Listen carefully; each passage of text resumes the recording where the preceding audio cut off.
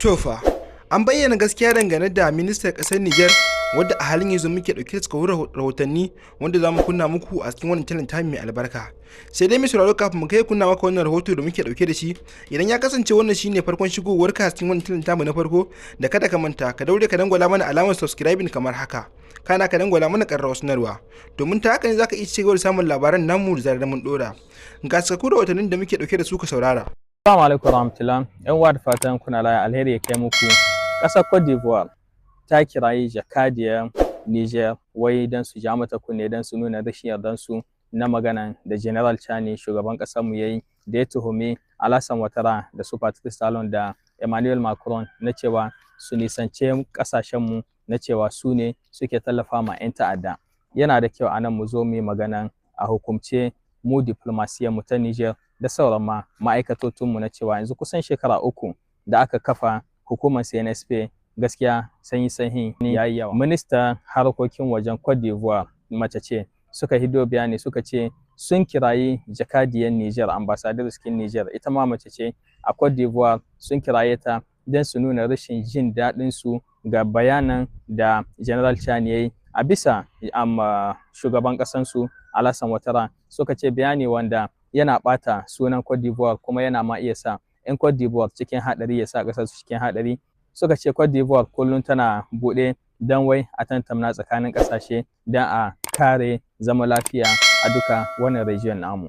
Anan dole mu jinjina ma Cote d'Ivoire na wannan aikin da suka yi, tunda wannan shine diplomasiya, shine gaskiyan diplomasiya.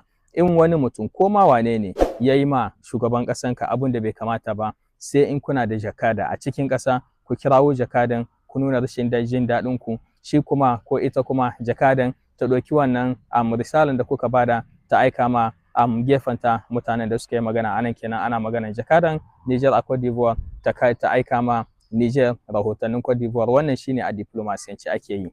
To amma tambayan da ya kamata mu yi, sati guda kawai da ya huce wani shahararren ɗan Cote d'Ivoire ya hito ya zagi General Chani uwa uba, ya zagi General Chani uwa uba, ina ƙara maimaitawa. Amma ba mu gani ba wani motsi daga gaba ɗaya, ko daga ambasarkin ko daga ministarkin namu na Afirka Étrangère. Mun ji dai an ce wai ambasad ta Niger a Cote d'Ivoire, wanda ita wannan baiwa Allah ita ce yanzu aka kiraya, mun ji dai an ce wai sun tashi suna yin taharuki, amma babu wani abu da muka gani. Kar ku ce mana ai ba sai sun hito sun yada ba. A'a, ku diba ita Cote d'Ivoire kin da ta je ta kirayi jakadan mu, ainihin da nan suka hido a nan suka yada. Rezo sosiyo shine komi, nan ne ake yada labari, ake yin komi da komi. Satin da ya huce shi ma da aka je aka ce a Mali ministan kudi ya yi maganan cewa wai kuna za su hito, nan da nan suka hido bayani ko kuma ba su yada shi a tele ba, kawai suka yada shi a rezo sosiyo, magana ta mutu.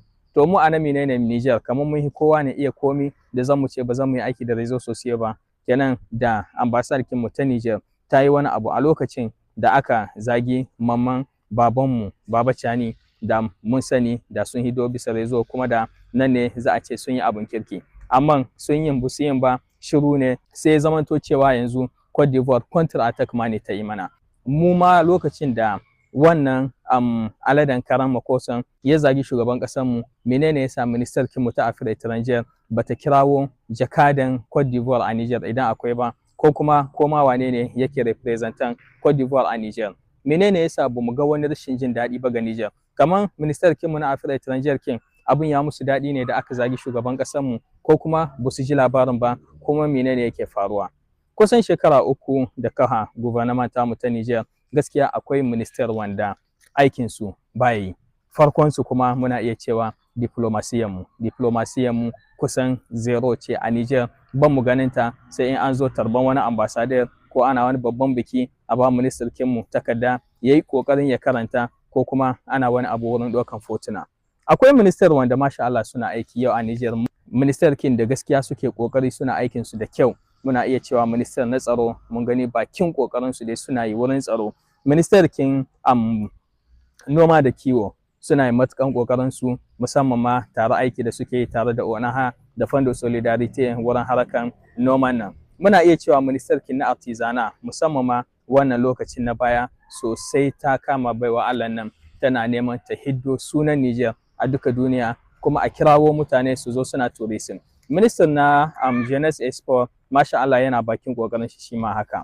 Amma idan kuka je muka diba education, 'yan ƙasa kullum kuka suke, ko mushinan malumai ko masu zuwa makarantar ko uwayen yaran kullum suna kukan harkan karatu na cewa ba a kula da shi ba.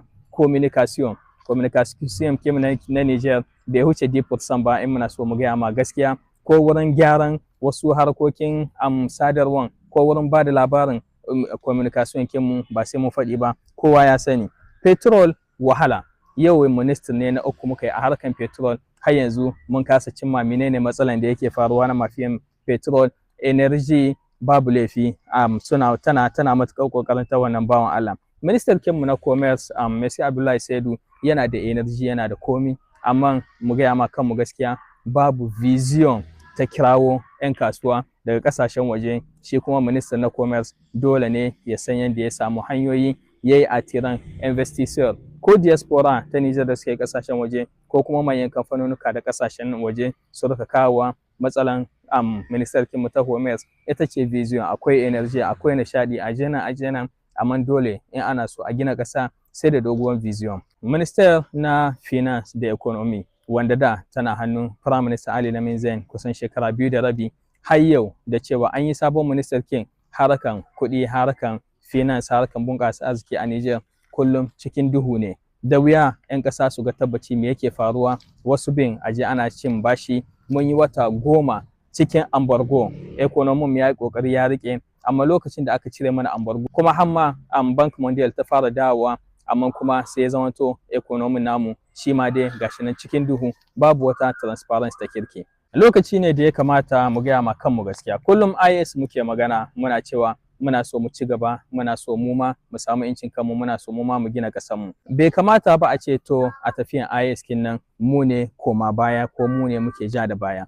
Transparency da aiki na kirki da ɗaukan ma'aikata da ake ɗorawa don sun iya aiki shine zai hidda mu. Ba a rika ɗora ma'aikata ba don ana kumyan su ko kuma don wane yana kusa da wane. Faran Army Econoissance kinan kamata a ce mun huce ta shekara 2 ko 3 nan da ta wuce tun da zuwan CNSP, a ce yanzu duka makami da ake badawa ana bada makami ne ga wanda ya cancanci wurin, kuma in dai ba haka muka yi ba kullum wahala za mu yi.